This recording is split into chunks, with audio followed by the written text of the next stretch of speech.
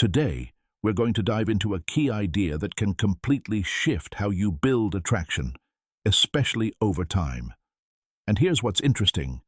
It's not about money, looks, or the usual pickup lines floating all over the internet. The truth is, there are two simple words that connect on a far deeper level. They activate something in the female mind that many men don't even know exists, an authentic, emotional connection. In this video, I'll show you what those words are and why they work. But there's also an important nuance most people overlook, and that small detail separates someone who gets easily forgotten from someone who leaves a lasting impression. Stick around until the end, because this perspective can completely transform how you communicate.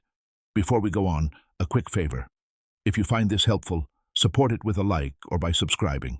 It takes just a second and helps more people discover this kind of content. And also, let me know what city you're watching from. It's always interesting to see where everyone is tuning in. Now, something important. After years of watching how men and women interact, one pattern becomes really clear. The men who create the most attraction aren't necessarily the best looking or the most financially successful. What actually sets them apart is something much simpler: the way they communicate on an emotional level. While many men stay stuck in surface-level conversations, trying to impress or avoid mistakes, others do something different.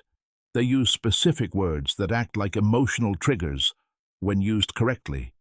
These words create what you might call a deep, positive connection in the subconscious. Let's get into it. The first word is I want. It might sound basic, but its impact is powerful when used the right way. When someone clearly says, I want, they're showing something essential: ownership of their desires. They aren't asking for permission or testing the waters. They're being direct. And here's the key. Confidence in what you want is attractive because it shows direction. It tells the other person that you can make decisions and that you don't put that responsibility on them. Compare this: I don't know. Maybe we could hang out sometime if you'd like. Versus, I want to take you out to dinner on Saturday. I have a place in mind. The difference is obvious. In the second example, you're not seeking validation. You're making a clear proposal. You're expressing intention. It's not about being pushy. It's about being firm and straightforward about what you want. That creates a different dynamic, more defined, more confident, and more attractive. The second phrase is, I appreciate you. This is where things gain real depth. If you only express what you want, you might come across as self-focused. But when you combine that with genuine appreciation, everything changes. For example, I want to see you again because I appreciate the way you think. Now, the message isn't just about intention anymore. It becomes connection. You're showing interest, but also recognizing something beyond the surface. And that's what makes the difference. Most people stick to physical compliments or generic remarks. But when someone feels truly seen on a more personal level, the whole interaction shifts. There's also an important nuance here. You're not acting out of need, but from choice. And that energy is noticeable. Now, here's the key point: consistency.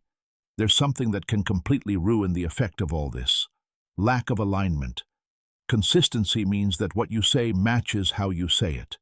Your posture, your tone, and your words all need to move in the same direction. You can say, I want to take you out. But if your body language shows hesitation, the message becomes contradictory. And people notice that right away. Communication isn't just verbal. A large part of its impact comes from non-verbal cues. So when you express intention, do it clearly. Keep an open posture, maintain eye contact, and speak with a steady voice. And when you show appreciation, slow down a bit. Let the sincerity come through. That's when everything aligns. When your words and your presence match, your message becomes believable. And that's what truly creates impact.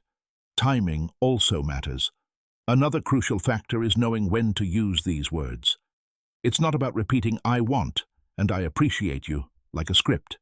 If you use them without natural flow, they lose all effectiveness.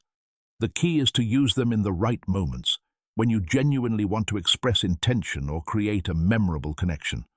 For example, after a moment where the interaction felt good, you could calmly say something like, I want to do this again. I really like your energy.